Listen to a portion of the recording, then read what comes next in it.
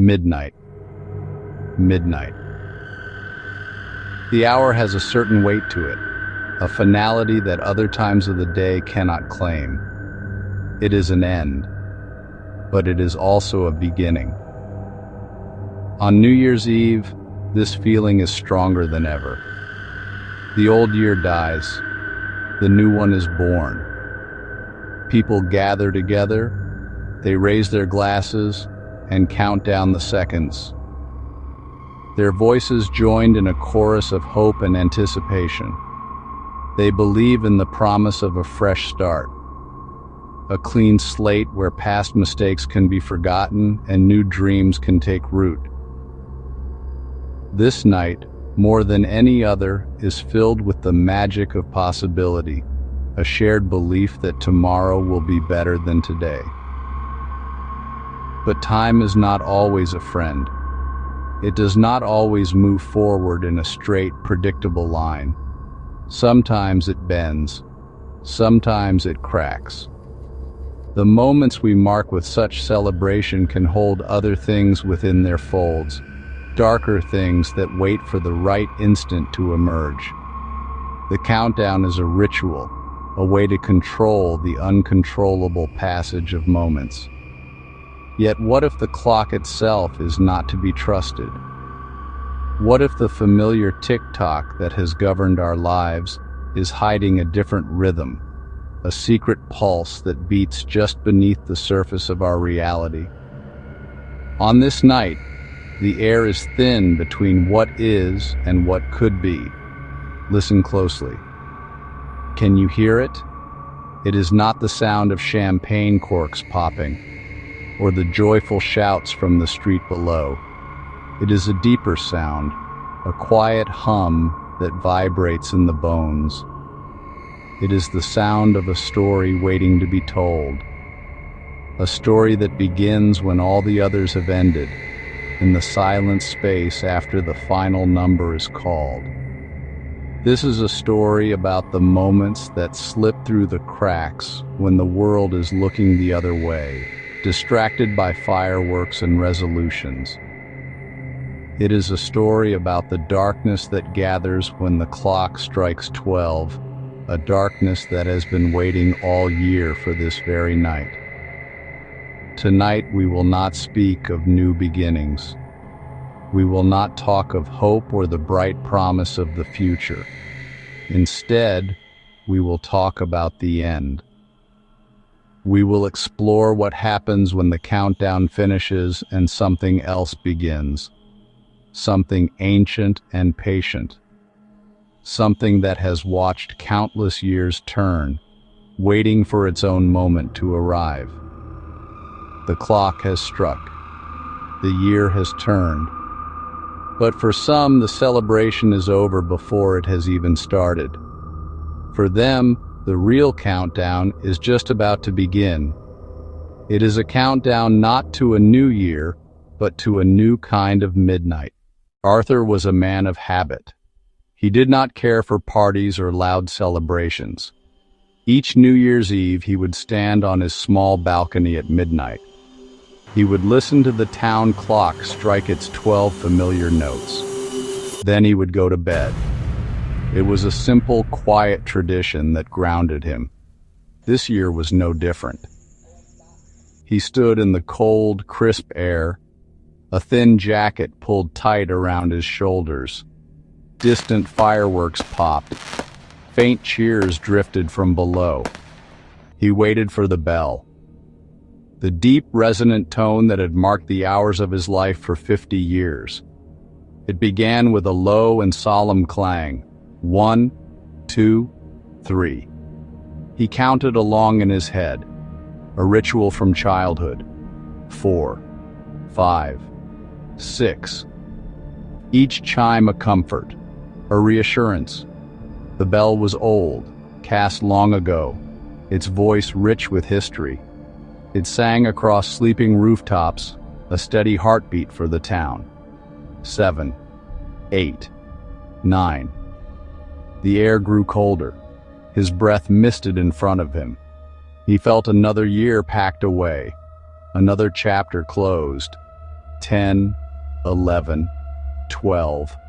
The final note hung, a long, vibrating hum that faded. Arthur nodded. It was done. But then, something happened. Something never before in his years of listening. After the silence settled and the last echo died, another sound came. A 13th chime. It was not like the others. This one was different. Dull and flat. A dead sound. Cracked, broken. A note of discord slicing through the night. Arthur froze, his hand gripping the cold metal railing. He strained to hear a follow-up, an explanation. Only a profound, unsettling silence answered. The world felt tilted, off balance. He stood a long time, the cold seeped into his bones. His mind raced for reasons. Had he miscounted? Impossible.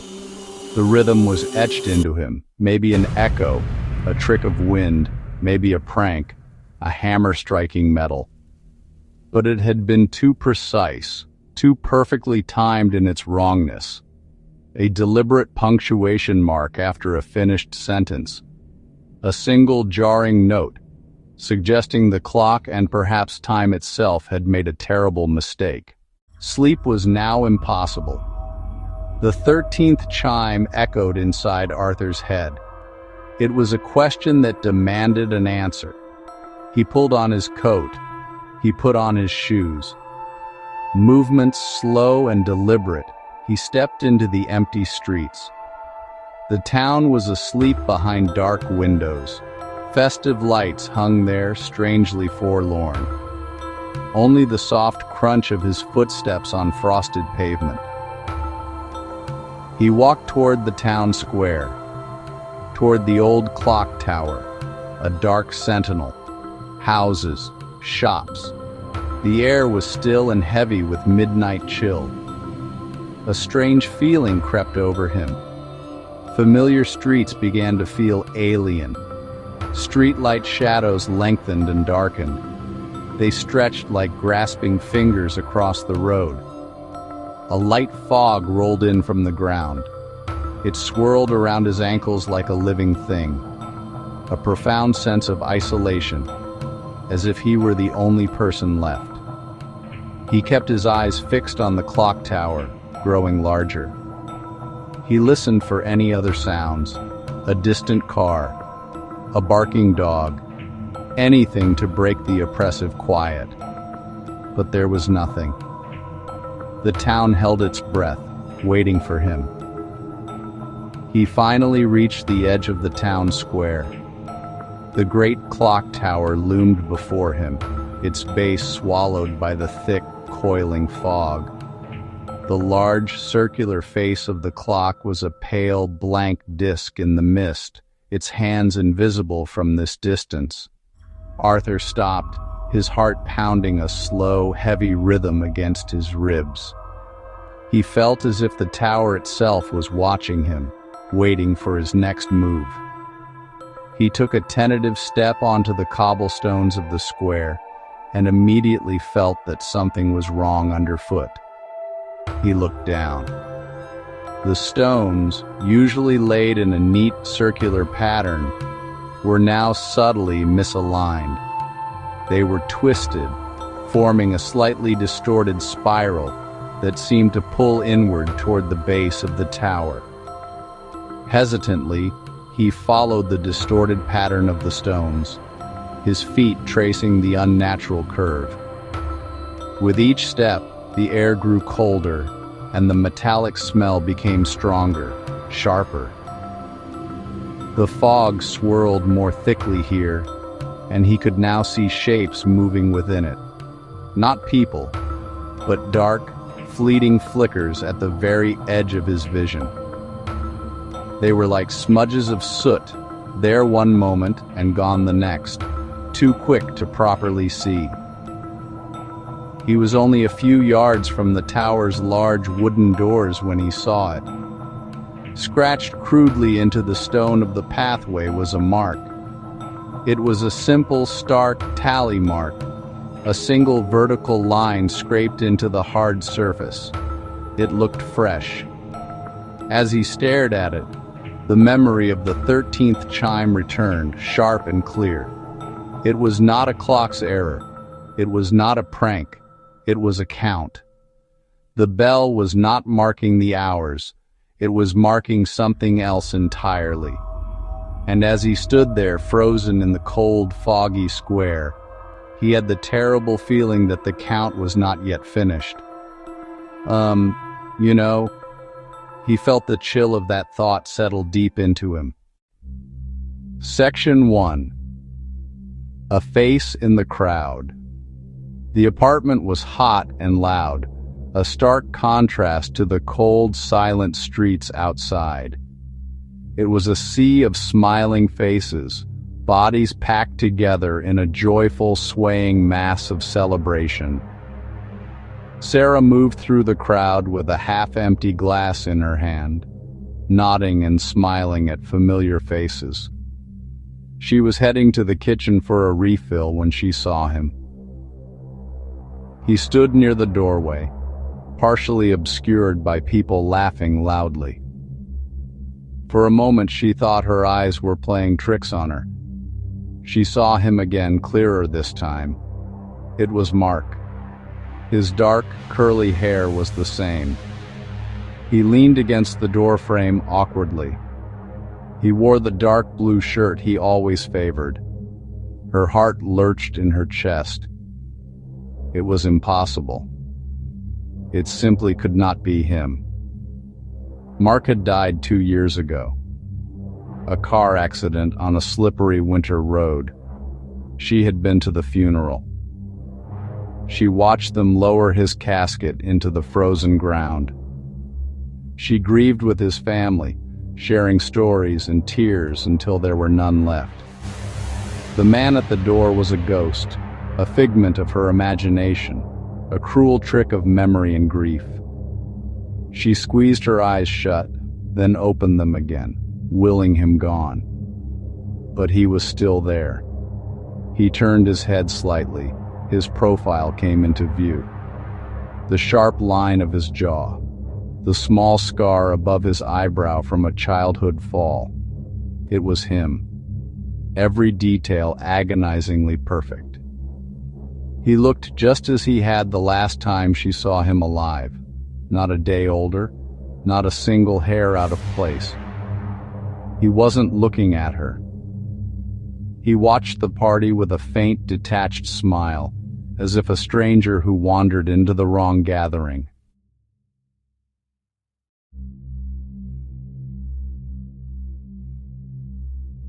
As she drew nearer, a cold dread began to wind its way up her spine, colder than any winter draft. He looked so solid, so real. This was no shimmering ghost. He finally turned his head and his eyes met hers. There was no flicker of recognition, just a polite, questioning look. "Mark?" she whispered, her voice barely audible over the thumping music. His name felt strange on her lips, a word she had not spoken aloud in a very long time. He tilted his head, his faint smile remaining unchanged.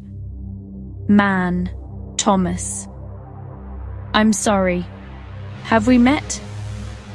His voice was the biggest shock of all. It was Mark's voice, the same timbre, the same gentle cadence, but the words were all wrong. He should have known her. They had been friends since college.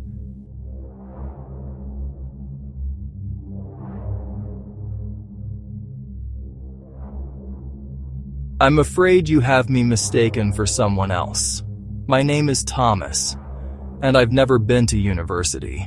Her reality was fracturing, splitting apart right in front of her. This man wore Mark's face, spoke with Mark's voice, and stood with Mark's posture. Yet he claimed to be a stranger named Thomas. He had Mark's scar, but not his memories. He was a perfect copy with a hollow inside, An empty vessel poured into the shape of her dead friend. Someone bumped into her from behind, jostling her forward. Her hand, still clutching her glass, brushed against his arm. The contact sent a shock through her entire body. He was cold. Not just cool from the winter air seeping in through the open door, but profoundly, unnaturally cold.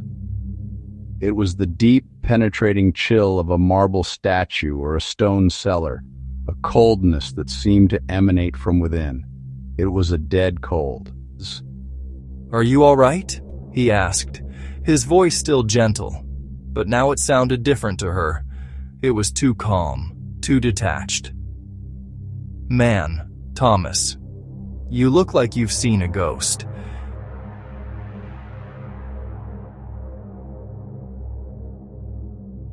It was his. The cold was overwhelming now, seeping directly into her skin, her veins, her bones. It was an absolute absence of heat, a cold so intense it felt like a physical weight. His grip was not strong, but it was firm, and she felt utterly powerless to pull away from it. The party raged on around them, a world away, no one noticing the silent horror unfolding by the door. He leaned in closer, his face just inches from hers. His breath was not visible in the air, but she could feel its chill on her cheek. It smelled of damp earth, something vaguely metallic and sweet, like wilting flowers on a grave. "Man, Thomas," whispering, "don't go. The party is just getting started. There are so many old friends to see tonight." His eyes, Mark's eyes, held hers, and in their familiar brown depths, she saw nothing. No life, no memory. Just a cold, empty promise of a reunion she would not survive. You have listened to these stories of a New Year's Eve gone wrong. You have felt the chill of a crooked path, the cold touch of a dead friend, and the silent hunger at the window. You have followed Arthur, Sarah, and the Henderson family into their private midnights. You may think these are separate tales, random tragedies that unfolded under the same dark sky. This is a reasonable assumption. It is also incorrect. They are connected by a single thread, woven together by a single hand. You see, Chloe was not the only one making a list that night. I was making one too. My list is much older, written on pages that have yellowed with the passing of countless years. I am a collector of moments, a gatherer of the fears that linger just beneath the surface of your celebrations. I watch you count down the seconds, your face is full of hope for a future that is not promised. And when your world is distracted, I begin my work. My resolutions are of a different sort. They are not about self-improvement. They are about balance. For every year you celebrate, a debt is incurred. A toll must be paid. My list ensures that it is. That was for Arthur, lost in the fog. Allow a grieving friend one last cold reunion. That was for Sarah at the party. Remind a happy family that some things hunger in the cold. That was for the Hendersons, sealed in their home. My promises are always kept. I am the one who ensures the bell tolls 13. I am the one who sends out the invitations. You see, I am the voice you have been listening to. The deep, steady narrator guiding you through these horrors. But I am not just an observer. I am the cause. I am the midnight that matters. My list is not about hope. It is about harvesting it. Each year I choose a few. A man who trusts in order. A woman who misses a friend. A family secure in their warmth. A girl writing her own sad list. They are the ink with which I write my own story, year after year. They are the notes in my midnight symphony. And the performance is not over yet. There is always one final item on my list. My final resolution is always the same. It is the one that ties all the others together, the one that completes the circle for another year. It is a simple promise, but it is the most important. It is the reason you are hearing this story in the first place. You have followed these souls into their darkness, and you have felt a shadow of their fear. You thought you were a safe audience watching a play from a comfortable distance. But there are no seats in this theater. My final promise is this. Find someone new to listen to the story. The story must be told. The count must be passed on. The fear must find a new heart to inhabit. That is the rule. Arthur, Sarah, the Hendersons, poor Chloe. They were last year's payment. Their stories now serve a new purpose. They are the hook. They are the lure. They are the quiet, creeping dread that has been building inside you as you listen. You have followed me to the end, and now you stand where they stood, at the edge of a midnight from which the clock can no longer save you. You are the final tally mark. Do you feel it? The subtle chill in the air around you. The way the shadows in your own room seem to have deepened, to have grown longer while you were distracted. The silence that has fallen now that my voice is nearing its end. You have not noticed the curtain being drawn. You have not felt the cold hand reaching for yours. My list for this year is complete. I have told the tale, and you have listened. Now you are part of it. Your midnight has just begun. Listen, the clock is striking. 1, 2, 3. It is counting for you now. It is counting down the last few seconds of the world you used to know. It is a familiar sound, a comfort, a tradition. But you have learned what can happen after the final chime. You have learned what waits in the silence that follows. The story is over, but a new one is about to begin. Your story. And as my voice fades, you will be left with only one question, echoing in the dark. Can you hear it? That 13th bell. It tolls for thee.